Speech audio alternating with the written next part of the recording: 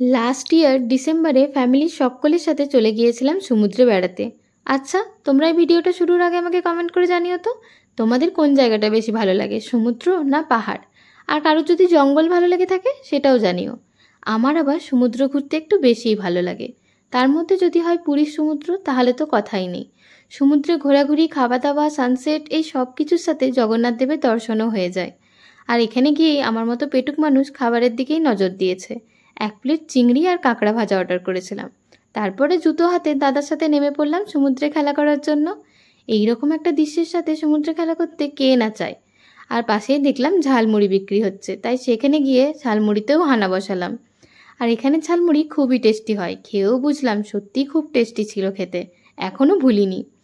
আর এই রকম সানসেটের সাথে ঝালমুড়ি আর তার সাথে 1 কাপ চা হলে ভীষণ ভালো লাগে। তবে শুনেছি বিচের পাশে চাগুলো ভালো নয়, দাদা ট্রাই করেছিল, দাদাই বলল। তাই সেখান থেকে বেরিয়ে এসে ট্রাই করলাম 1 কাপ চা। আর এটা খাওয়ার পরে চলে গেলাম মন্দিরের দিকে হেঁটে হেঁটে। আর যেখানে গিয়ে মিষ্টির দোকানের ছড়াছড়ি। আর আমরাও এই দোকানটায় ভিড় দেখে এখানেই দাঁড়িয়ে পড়েছিলাম মিষ্টি খাওয়ার জন্য। আর নিয়েছিলাম ছানার বড়া, মানে ছানার কেক আর গজা। দুটোই খেতে দুর্দান্ত ছিল, সাথে রাবড়িও খেয়েছিলাম, ক্লিপটা ডিলিট হয়ে গেছে। তারপরে ঘুমাতে চলে গিয়েছিলাম, কারণ পরের দিন সকাল সকাল উঠে ঠাকুরের দর্শনে যাব। ঠাকুর দর্শনের পর চলে গিয়েছিলাম সি বিচে। আর সেখানে গিয়ে ট্রাই করেছিলাম এই বড়া আলুর দমটা। এটা উড়িষ্যার একেবারে ফেমাস খাবার। আর সত্যি কথা বলতে এটা যত ভালো নাম আমি শুনেছি তার থেকেও অনেক ভালো খেতে। তারপরে 1 কাপ গাঢ় গাঢ় দুধ চা, সেটা খেয়ে ছাদ থেকে সমুদ্র দর্শন করছিলাম, যেটা দুর্দান্ত লাগছিল। আমাদের আবার হোটেল থেকে সমুদ্র আর পুরীর মন্দির দুটোই খুব ভালোই দেখা যাচ্ছিল। হ্যাঁ, মন্দিরের চূড়াটা। তারপরে চলে এসেছিল আমাদের জন্য ভোগের খাবার। সত্যি কথা বলতে এই খাবারের স্বাদের কোনো রিভিউ হয় না। আর এটা যারা যারা পায় তারা হয়তো সত্যিই খুব ভাগ্যশালী। আর একদিনের জন্য সেই ভাগ্যটা আমিও পেয়েছি। আর মালপোয়া আর রসমালাইয়ের স্বাদের তো কোনো তুলনাই হবে না। এসব খেয়ে ঘুমিয়ে সন্ধেবেলা আবার চলে গিয়েছিলাম সি বিচে। সেখানে গিয়ে ব্রেড পকোড়া ট্রাই করার পর দাদা বলল, চল মোমো খাবো। আমি ভাবলাম স্ট্রিট সাইডে কোথাও খাবে হয়তো। দাদা বলল, না, ওয়াও মোমো আছে এখানে, আমি সকালেই দেখেছি, চল সেখানেই যাব। আর সেখানে গিয়ে 2 প্লেট মোমো অর্ডার করে দিয়েছিলাম। দুটোই খেতে এভারেজ ছিল, আর স্টিম মোমোটা একটু ভালো ছিল। যাই হোক, এটা খাবার পরে তো রাত্রে আবার ঘুম হলো।